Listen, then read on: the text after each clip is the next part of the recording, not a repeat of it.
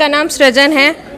इसको बनाने में हमारे जो ग्रुप मेंबर्स हैं उन्होंने हेल्प की है। सबसे पहले Aarti ma'am, Priyanka ma'am, Virendra sir, Vijay sir, Rati ma'am, Rajesh sir, Sanjeev sir, Anita ma'am, Farheen Ansari और नीलिमा मैम। ठीक है। और आज जो इस चार्ट के माध्यम से हम लोग का टॉपिक कट आउट था और उसमें भी हम लोगों को बड़े छोटे की अवधारणा समझाने के लिए चार्ट बनाने को कहा गया था। तो इस माध्यम से हम लोग बड़े छोटे की अवधारणा को एक कविता के माध्यम से समझेंगे। जानवरों की देखो रेल, छोटे बड़े का है ये खेल हो। जानवरों की देखो रेल, छोटे बड़े का है ये खेल। होता चूहा सबसे छोटा, होता चूहा सबसे छोटा, और जानवरों में सबसे खोटा। और जानवरों में सबसे खोटा। फिर आता है बंदर, फिर आता है बंदर, रहता है बस मस्त कलंदर। रहता है बस मस्त कलंदर। उससे बड़ा होता है शेर, उससे बड़ा होता है शेर। जो देखे इसे हो जाए ढेर। जो देखे उसे हो जाए ढेर। सबसे बड़ा होता है हाथी, सबसे बड़ा होता है हाथी। होता है ये सबका साथी। होता है ये सबका साथी। वेरी गुड, ताली बजाइए सब लोग। ये ग्रुप सी है और ये सृजन टीम है। सृजन टीम ने कटआउट पे काम किया है, बहुत ही बेहतरीन प्रयास है। मैम आपका। करता शेर गर्जना घोर, भागे पस पक्षी कर शोर। हाथी राजा दौड़ लगाते, तनिक देर में ही थक जाते। कितना प्यारा है खरगोश, दौड़ लगाकर भरता जोश। भूरी आंखों वाली बिल्ली, दूध गटकती जल्दी जल्दी।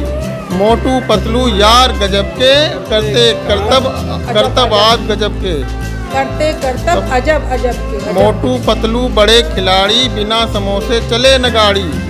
शेर बना जंगल की शान, भैंसा भालू है दरबान।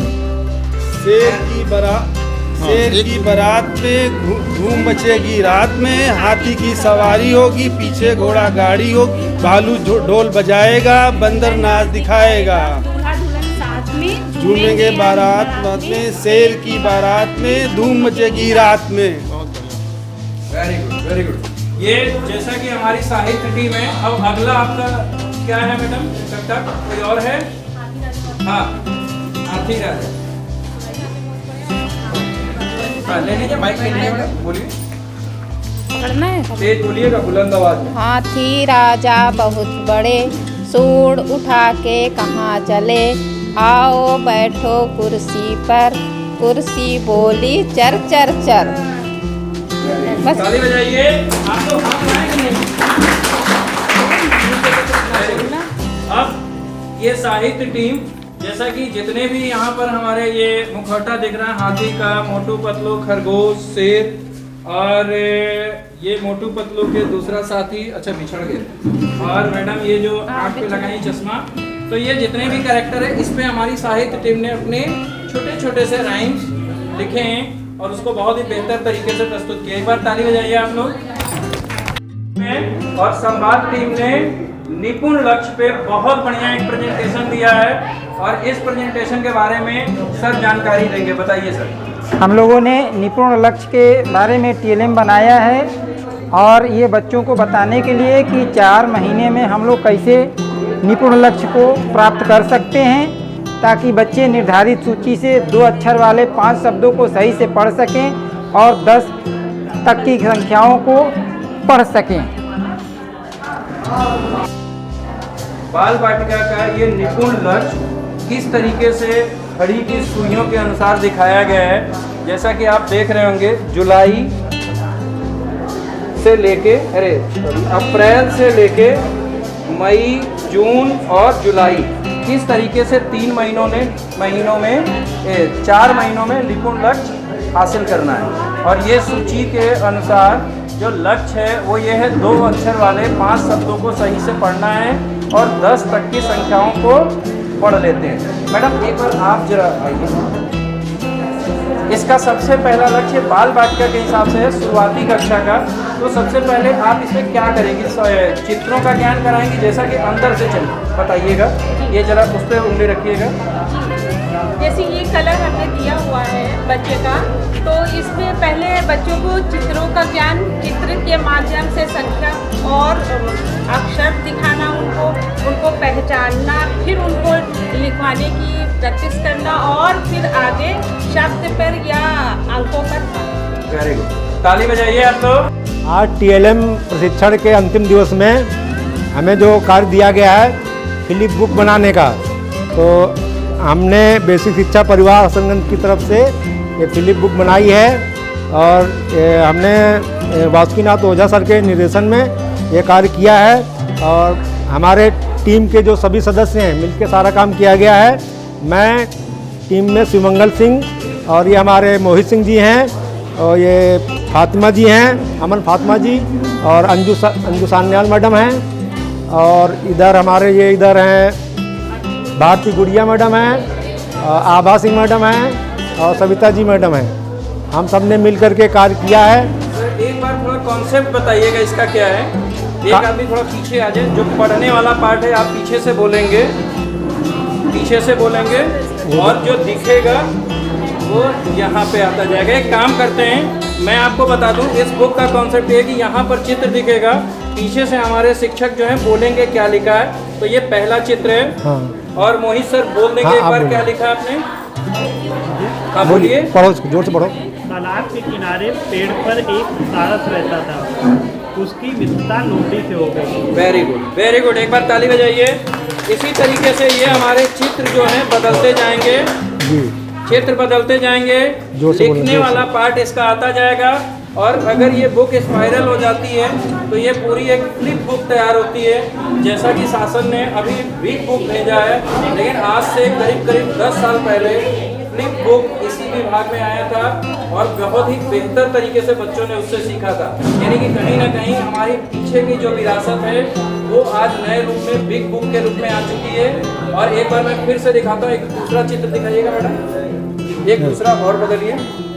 ये है, ये पीछे ले लो इसको। हाँ, वेरी गुड। इसमें इसका कॉन्सेप्ट ये है कि जैसे ये पलटेंगे ना तो लिखने वाला पार्ट आता जाएगा। वो चित्र अगला दीजिए, चित्र दिखाइए, एक बार चित्र दिखाइएगा। ये है, वेरी गुड, ये लास्ट चित्र है। ये पानी पी रहा है।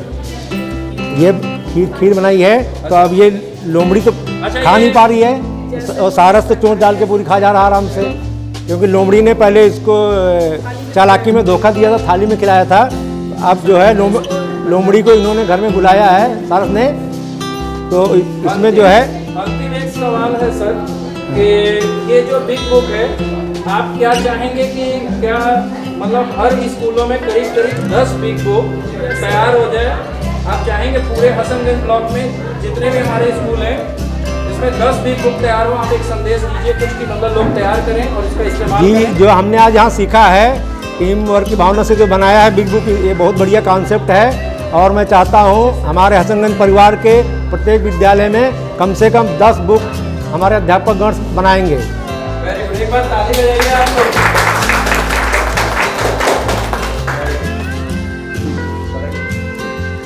हम लोग ने पत्थरों पर आर्ट की है और पत्थरों पे कलर करके अलग अलग सब्जियां बनाई हैं। तो अलग अलग सब्जियों का उनको रूप दिया गया, जबकि पत्थर टेढ़े मेढ़े थे लेकिन फिर भी इस तरह से उन्हें रूप दिया गया कि वो लग रही हैं। जैसे मैम जैसे कि ये गाजर है और इसे हमने यहाँ पेपर से ये इस तरह उसकी टहनियाँ बना दी हैं और ये गाजर का लुक पत्थर को दिया गया है। यहाँ हमने टमाटर बनाया और जिसमें हमने यहाँ भी टहनी ये आर्टिफिशियल पेपर से बना के लगाई है और ये भी पत्थर को ही लुक दिया गया। ये बैगन में भी हमने इसी तरह कलाकारी की है। हाँ, और ये खीरा है, ये खीरे को इस तरह पेंट करके और पत्थर पे खीरे का लुक दिया गया है। ये मैडम ये क्या चीज़ है? ये संतरे की कटी, मौसमी की कटी हुई फांक है। जैसा कि हम लोग देख रहे हैं इसमें बहुत सारी सब्जियां हैं। एक बार मैडम रख दीजिए, उसको रखिए और आप लोग सब लोग जरा अपना हाथ ऐसे करिएगा। सर धो लिए हम लोग। नहीं करिए तो जी। जैसा अच्छा, इस सब्जी में कौन कौन कद्दू की बारात में सब थी कि नहीं थी? इसमें काफ़ी हैं काफ़ी जैसे कौन कौन से हैं सर? बैगन राजा बैगन अच्छा, दूल्हा है, देखिए तो दूल्हा दुल्हन।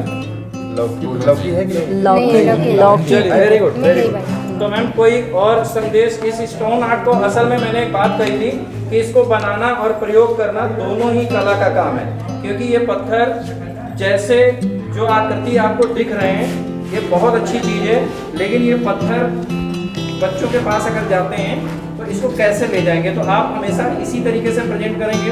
प्रेजेंट करने के बाद अपनी जगह पे फिर आपने रख दिया। और ये निपुण भारत का लोगो है। जैसा कि आप लोगों ने 4:3 का रेशियो में सारे चार्ट पे बनाए हैं, इसमें भी डिस्प्ले हो रहा है। Very good. प्रशिक्षण के दूसरे दिन हम लोग का ग्रुप डी है जिसको संवाद नाम दिया गया है। आज हमको दूर पास की अवधारणा पर काम करने के लिए दिया गया था। इस चित्र के माध्यम से हम बच्चे को दूर और पास की अवधारणा को बहुत अच्छी तरह समझा सकते हैं। जैसे आज हम लोगों ने पेड़ का चित्र बनाया, अनार के फलों से भरा लदा हुआ पेड़, जिसको बच्चे बहुत चाव से देखेंगे, समझेंगे, और इस लोगों के माध्यम से हम बताने का प्रयास कर रहे हैं कि कब वो दूर है और कब फल पास में। Thank you. हो गया, चलो। 2-3 दिवस में हमारी टीम जो है उसको एक दूसरा टॉपिक दिया गया है, क्रमिक विकास कैसे होता है जो जंतुओं का है। तो हमने तितली को यहाँ लिया है, तो तितली का जीवन चक्र इस चार्ट के माध्यम से प्रदर्शित किया जा रहा है। तो सर्वप्रथम तितली का अंडा होता है, अंडा फिर बड़ा होकर के लार्वा बनता है, लार्वा के बाद इसका एक रूप आता है प्यूपा, और अंत में बाद में तितली बन जाती है। इस प्रकार के तितली का जीवन पूरा हो जाता है। Very good.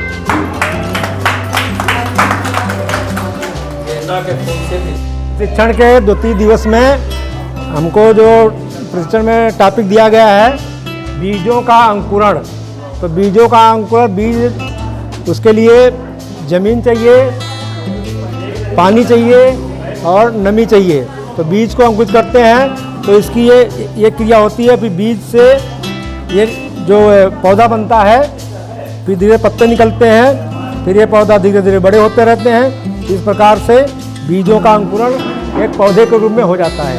एक क्रम के बारे में कि कैसे बीज जो है, पहले बीज अंकुरित होता है, फिर एक छोटा पौधा, फिर धीरे धीरे वो करके कैसे बड़ा पौधा, ये क्रमागत। ठीक है, वेरी गुड। इसको ऐसे, अच्छा हाँ हटाइए। ग्रुप सी द्वारा ये दूसरे चार्ट की प्रेजेंटेशन है, जिसके अंतर्गत हम लोगों ने पास और दूर की अवधारणा को समझाने का प्रयास किया गया है।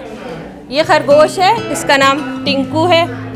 इसको क्या पसंद है? इसको गाजर बहुत पसंद है। तो ये गाजर खाने के लिए इसको कहाँ जाना पड़ेगा? इसके पास जाना पड़ेगा।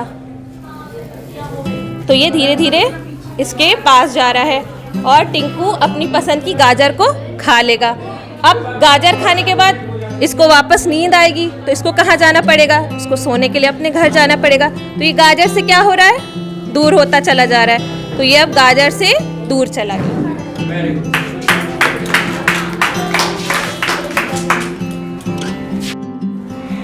तीन दिवसीय इस TLM कार्यशाला में हमारी ये ग्रुप सृजन ग्रुप है, और जैसा कि आप जानते हैं ये बीज के बारे में एक बहुत अच्छा संदेश है। बीज का कहना है कि सृजन का बीज हूँ, मिट्टी में जाया हो नहीं सकता। आप लोग जानते हैं कोई भी बीज अगर मिट्टी में जाए तो वो कुछ ना कुछ निर्माण जरूर करता है।